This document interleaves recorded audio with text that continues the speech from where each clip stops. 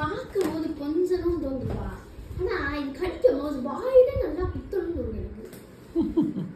ஆனாலும் ஃபீல் ஆக மாட்டேங்குது, அதான் எரிச்சல். அந்த பக்கம் சொல்லு, இந்த பக்கம் நான் சொல்றேன், அந்த பக்கம் அவங்க சொல்லிச்சுக்கிறாங்க.